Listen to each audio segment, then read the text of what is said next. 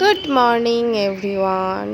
তো এখন কিন্তু অনেকই সকাল, ঠিক আছে, মোটামুটি 4:30-5টা তো বাজেই, ঠিক আছে। আর আমি এত সকালবেলা উঠি না, তোমরা তো খুব ভালো করে জানো। তো আমার দেখো চোখ থেকে যেন ঘুমই কাটছে না, আমি তাকাতেই পারছি না, মানে দেখেই বুঝতে পারছো। আর ঘরে তো লাইট জ্বালা, আর বাইরে দেখো এখনও অন্ধকার, জানালা খোলা, জানলা দিয়ে এখনও কিন্তু আলো আসছে না। তো বাইরে এখন অন্ধকার, আমার মনে হচ্ছে আমি শুয়ে আবার ঘুমিয়ে পড়ি, এতটাই আমার ঘুম পাচ্ছে। তো আমার বড়মশাই তো ঘুমাচ্ছে, ঠিক আছে। আর আমি এখন সোজা গেলাম স্নান করতে। আর স্নান করতে, জামা কাপড় ধুতে করতে মোটামুটি অল্প অল্প, মানে সকাল সকাল হয়ে গেছে, ঠিক আছে। তো খুব যে রোদ ওঠেনি সেটা বুঝতেই পারছো। তো এখানে গাছে টাছে জল দিলাম, দিয়ে তুলসী গাছে জল দিলাম, সব কিছু করলাম। এখানে জামা কাপড় ধুয়ে এখানে রেখেছি, পরে মেলবো। আগে ঠাকুর ঘরের কাজটা সারি। আজকে ঠাকুর ঘরের অনেক কাজ, ঠিক আছে। আজকে ঠাকুর ঘরের এত কাজ কেন, আর আমি আজকে এত সকালে উঠেছি কেন, তার পুরোটাই আমি তোমাদেরকে শেয়ার করব।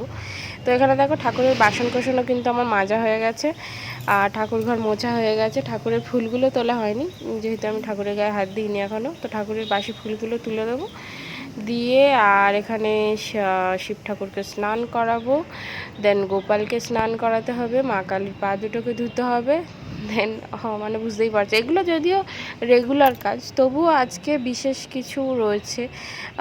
তোমরা এই জিনিসটা দেখলে হয়তো বুঝতে পারবে যে আজকে বিশেষ কী রয়েছে। হ্যাঁ, আজকে বিপত্তারিণী পুজো, ঠিক আছে। তো বিপত্তারিণী পুজোটা কিন্তু আমি আগে করতাম না, বিয়ের পর থেকে আমি এই ধরো 3-4 বছর করছি, ঠিক আছে।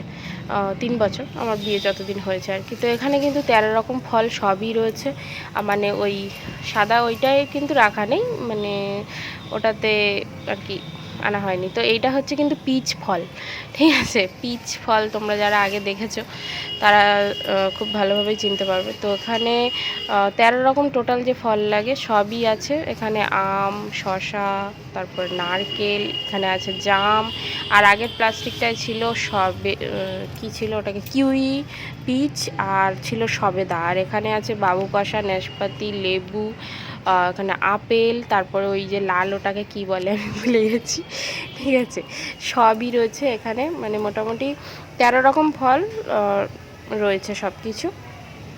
তো আমি তোমাদেরকে ডিটেলস পরে দিচ্ছি যে ওখানে কি কি ফল ছিল, ঠিক আছে। অনেকে হয়তো দেখে বুঝতে পেরে গেছে হবে, তো আরেকবার দেখিয়ে দিচ্ছি তোমাদেরকে। এখানে বেদানা, কলা সবই রয়েছে, ঠিক আছে, মানে আর গোটা সুপারিও রয়েছে। তো এখানে দেখো কালকে সুতোটা মাপ করে নিয়ে কাটা ছিল, মানে আমাদের যে 5 জনের, আমাদের 5 জনের কারা কারা বলো তো, আমি, আমার বর, আমার ভাসুর, আমার জা, আর হচ্ছে আমার আর একটা ভাসুরের, মানে এই ভাসুরের নয়, আর একটা ভাসুরের ছেলে। তো আমরা হচ্ছে 5 জন। তো 5 জনের 5টা ধাগা কিন্তু আমাদের কাটা ছিল আগের দিন, মানে কালকে সন্ধ্যাবেলা আমরা কেটে রেখেছিলাম, ঠিক আছে। তো এখন হচ্ছে আমি ঠাকুরকে খেতে দেওয়া হয়ে গেছে, সরি খেতে দেব। তো খেতে দিয়ে আর হচ্ছে তারপরে প্রথমে একটা ভোগ লাগানো হবে, তারপরে পরে ভোগ লাগানো হবে, যেটা রেগুলার দেওয়া হয় সেটা এখন আমি দিচ্ছি। আর পরে ফল টল কী দেবে না দেবে সেটা দিদি এসে দেবে, ঠিক আছে। তো এখন আমি একটুখানি একটা করে জাম দিয়ে দিয়েছি, আর একটু মিষ্টি দিয়ে দিয়েছি। আর তার মধ্যে দেখো এখানে আমি ইয়ে নিয়ে এসেছিলাম, দূর্বা তুলে নিয়েছি। আমাদের ছাদেই মানে টবের মধ্যে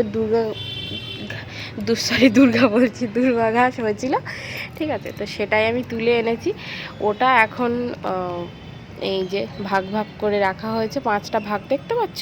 তো এই 5টা ভাগের এখন ধাগার সঙ্গে বেঁধে গিট বাঁধা হবে সব কিছু। তো আমি তখন কিন্তু ভোগ দিয়ে সব কিছু করে আর ভোগ তুলে বাসন কোসন মেজে রেখেছিলাম। তো দিদি আরেকবার এলো, এসে গোপালকে নামালো, নামিয়ে গোটা ফল দিয়ে আরেকবার দিয়ে দিল, ভোগ লাগিয়ে দিল, ঠিক আছে। তো আর আমি এখন এই যে এখানে গিট বাঁধবো সুতোর মধ্যে। তো দেখো কথা বলতে বলতে গিট বাঁধা কমপ্লিট, সব কিছু করাও কমপ্লিট, 5টা ধাগা এখানে হয়ে গেছে কমপ্লিট। এখন পুজোর কাজ কিছু সারা হবে, সেরে তারপরে যাব নিচে, গিয়ে রেডি হয়ে দেন বেরোবো।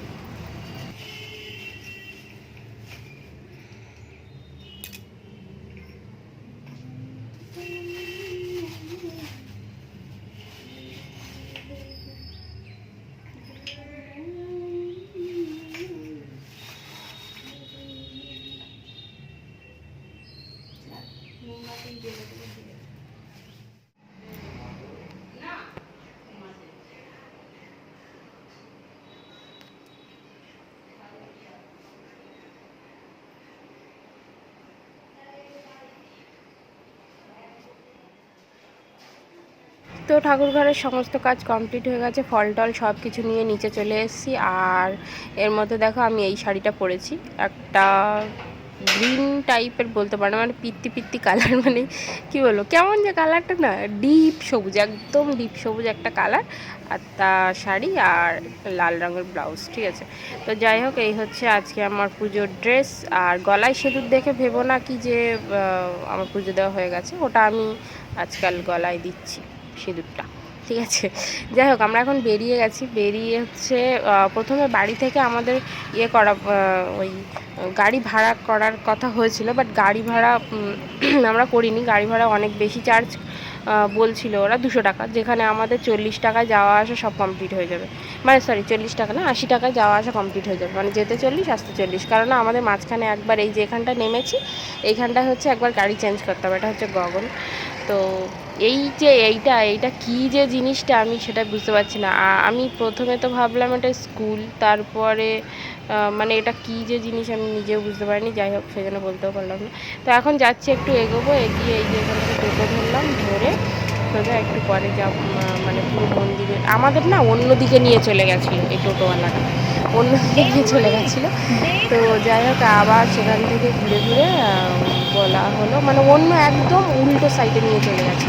তো আমি তো চিনি না, দিদিভাই চেনে, তো ও আবার বলে বলে আবার এদিকে নেওয়া হলো। দেখো আমরা কিন্তু মন্দিরে চলে এসেছি, মন্দিরটা এত সুন্দর না, মানে ভিতরটা যখন আমি তোমাদেরকে দেখাবো তখন বুঝতে পারবে এত সুন্দর। গেটটাই দেখো কত সুন্দর, আর এখানে বাংলায় লেখা ছিল কিন্তু পূর্ব দিল্লি কালী মন্দির বলে লেখা ছিল।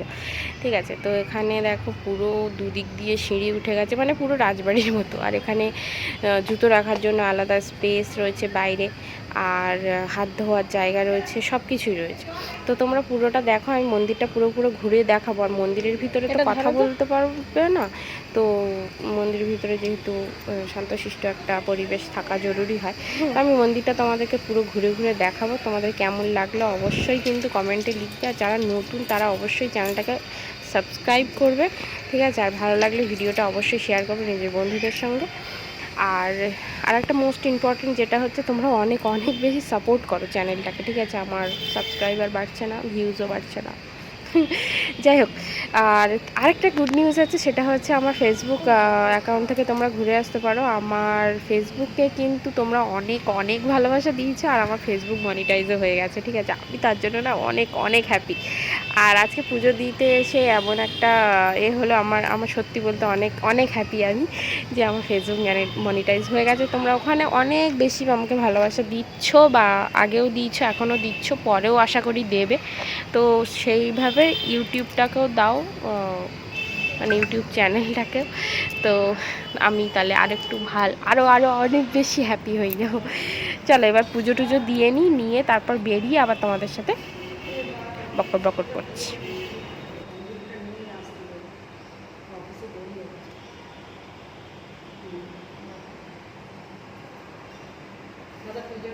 পুজোটা আছে আপনার পিছনে।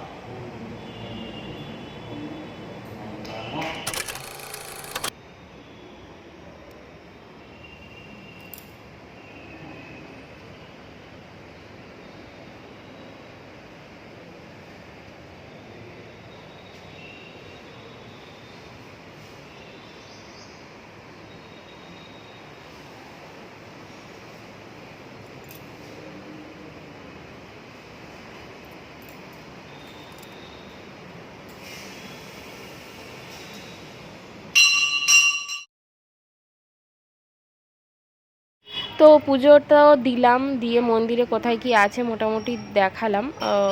আর নিচের তো খোলা ছিল না যে পুরোটা ঘুরিয়ে তোমাদেরকে দেখাবো। তো যাই হোক, যেটুকু দেখাতে পেরেছি দেখেছো। আমার তো খুবই ভালো লেগেছে, তোমাদের কেমন লেগেছে অবশ্যই কিন্তু জানাবে, ঠিক আছে। আর বাড়িতে এসে আমার হয়ে গেছে মাথা গরম। আর মানে আমার মুখ দেখেই বুঝতে পারছো যে আমার মুড একদমই অফ রয়েছে। আমার বরের সঙ্গে আমার বাড়িতে এসেই হয়ে গেছে তুমুল ঝগড়া। আর এতটাই ঝগড়া হয়েছে কি যে আমার বর তো ঘর থেকে চলেই গেছে, মেসে না কোথায় গেছে বললো, যাই হোক। তো এখন আমি এই যে মটরটা সেদ্ধ বসিয়ে দিয়ে এসেছিলাম, আজকে যেহেতু ভাত ফাত খাওয়া হবে না, তো ওখানে ঘুগনির মটরটা আমি বসিয়ে রেখে এসেছি। আর টুকটাক কিছু ওই শাড়ি পরেই টুকটাক কিছু কাজ করে এসেছি। আর এর মধ্যে এসেছিলো বৃষ্টি, তো আমি শাড়ি পরে উপরে চলে গেছিলাম, উপরে কিছু জিনিসপত্র তোলার ছিল। তো আমি কিন্তু অলরেডি ভিজে গেছিলাম পুরো। তো বোঝা যাচ্ছে না হয়তো ক্যামেরায়, মানে আমি পুরো পুরো খুব যে সবসময় ভিজে গেছি এমন না, মানে হালকা ভিজে গেছিলাম, ঠিক আছে। তো যাই হোক, আমার মানে সত্যি বলতে এতটাই মাথা গরম হয়ে রয়েছে, আর এতটাই মানে প্রচুর প্রচুর ঝগড়া হয়েছে। আর মানে ভীষণই ঝগড়া হয়েছে। তাও কোনো কারণ নেই, মানে আমার কোনো দোষই নেই, আমার বরের জন্যই ঝামেলাটা হয়েছে। এত অসভ্য লোক একটা, উল্টো উল্টো মানে জিনিসগুলো করবে, আর আমি কিছু বলতে গেলে তখন ঝগড়া বেঁধে যাবে। তো যাই হোক, এখন দেখো ও তো চলে গেছে, আসবেও না হয়তো, জানি না আর আসবে কিনা। আমি তো মানে আমাদের টোটালি ঝগড়া হলে জানোই, আগেও হয়েছে, ঝগড়া হলে কথাটা তো বন্ধ হয়ে যায়, সবই হয়ে যায়। আর এবারে একটু বেশি মানে ঝগড়া হয়েছে। আর এখানে দেখো আমার বিনুনি করলেই না চুল একদম জড়িয়ে মানে পাক খেয়ে একদম বিচ্ছিরি হয়ে যায়। তো এখানে হয়ে গেছে, তো সেই জন্য আমি আর বড় চুলে জট পড়লে না ছাড়াতে ভীষণ কষ্ট হয়। তো সেই জন্য আমি আগে চুলটা খুলে নিচ্ছি। তার মধ্যেও দেখো চুল খোলাও যাচ্ছে না, এইটুকু টাইম আমি গেছি, তার মধ্যে দেখো চুলটার কী অবস্থা হয়েছে।